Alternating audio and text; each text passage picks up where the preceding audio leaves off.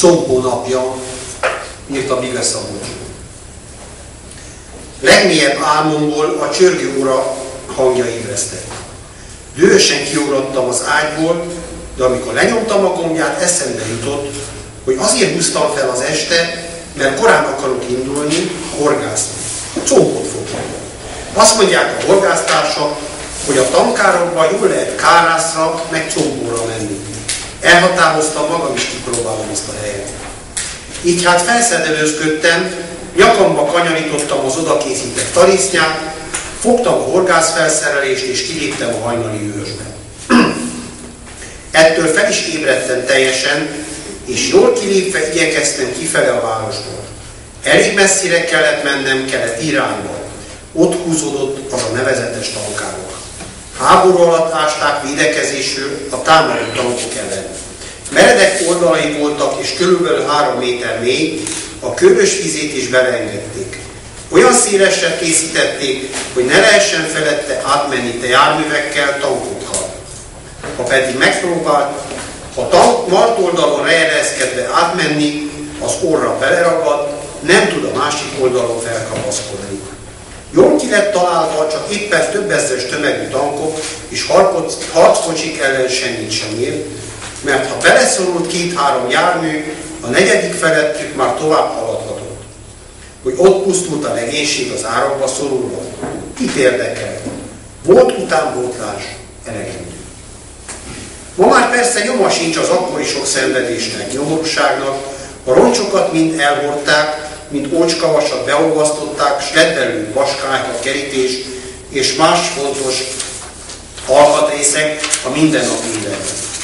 Az árok állóvízében pedig a csöndes vizeket kedvelő halfajok szaporodtak el. Keszek, kárász, compó, potyka, meg a mindenütt megjelenő ragadozó halak, mint a harcsa. Kiérkezve a helyszínre, leereszkedtem a vízpartra, és kerestem egy alkalmas helyet, ahol letáboroztam. Fűszha vetett árnyékot, és egy kidőlt fatörzs kínált ülőhelyet számomra. A káka mellé bedobtam egy neciző horgot, kenyérgalacsinnal, és már is kabásom lett. Egy kis keszeg ficángolt a damil végén. Nem dobtam vissza, hanem rákötöztem egy 3-as horogra, tettem egy vékony acél előkét, és egy nagy parafadugóval belódítottam a víz közepére, próbáljon meg úszkálni annélkül, hogy beleakadna a partmenti növényembe. Sokáig nem történt semmi. A víz közepén alig himbálózott a nagy parafadugó, és a káka mellé dobott kis pálha és pálca és mozdulatlanul feküdt a felszínen. Álmosítóan döngítséltek a bogarak, és más hang nem is hallatszott, még a szerősebez. Egy adott pillanatban azonban úgy láttam, mintha szembeni martoldalban megmozdult volna valami. Azt hittem, a szemem káprázik, mikor a bokrok alatt megpillantottam egy fekvő alakot. Katonaruha volt rajta. Biztos voltatok úgy, hogy valamit megláttok, és nem hittetek a szemeteknek, míg a fejeteket is elfordítottátok, hogy ne lássátok, mert nem lehet igaz. Oda sem néztek, hát lehetünk. Most én is így jártam, de hiába dörzsölgettem a szemem, néztem jobbra-balra, pislogtam, fordítottam hátat, a katona nem tűnt el. Sőt, felült, és rám nézett, figyelte, hogy mit szerencsétlenkedek. Még halványan el is mosolyodott. Aztán leballagott a vízszéléig, és egy pálcával kezdte a feneket az iszapot döfködni. Mocsárgáz buborék böffent fel a nyomán. Hátra nézett, és én is oda pillantottam, egy újabb katona jelent meg a bokrok tövénél, és az is lejött a palcélére az iszapot döfködni. Aztán egy harmadik, negyedik, egyre több jött elő. Ott álltak velem áttellenben, a másik parton is szorgalmasan döfködték az iszapot. Hang nem hallatszott, csak a mocsárgáz buborék döffenése. Néztem őket, de az nem zavarta tevékenységüket, bár néha-néha rám pillantottak érzelemmentes, merev tekintettel. Úgy, mint a színész, mikor a szöveg deklamálása közben kipisant a nézőkre. Kis idő elteltével újabb mozgás vonta magára figyelmemet. Fent az árok túlsó oldalán páncélkocsik sora közeledett. Sötét-zöld színük alig ütött el a rét színétől, de azért jól láttam a közeledőket. Sorban egymás mellett megálltak a meredély szélénél, és a platóról katonák ugráltak le. Mindez teljes csendben történt. Erre jól emlékszem, mert attól féltem, hogy zajt ütnek és elriasztják a halakat. Fölösleges volt azonban félelmem, nem menekültek el a halak, hanem éppen valamit elkapta a csali halat. Akkor átrántott a boton, hogy szinte kirepült a kezemből. Jól bevágtam, és nem kevés kínlódással a baltra húztam egy szép, 1,5-2 kilós harcsát. Úgy lenyelte a 3-as horgot, hogy alig tudtam a torkából kiszabadítani. Össze is harabdálta a kezemet.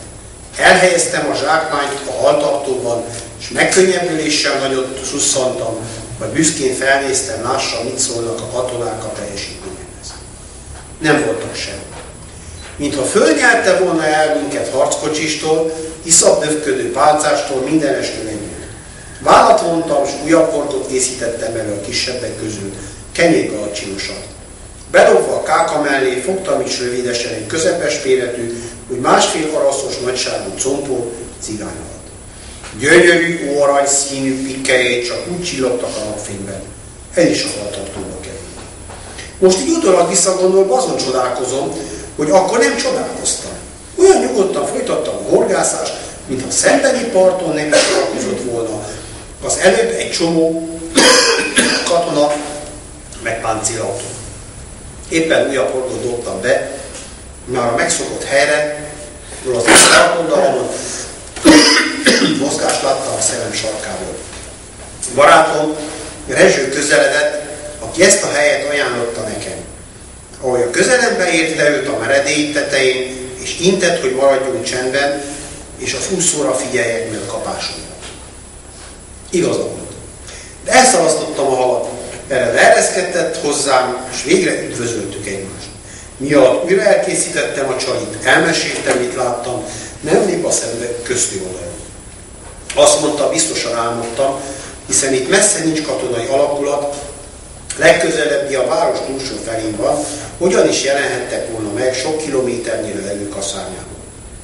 Felejtsd el, csak álmodtad, fejezte be a beszélgetést.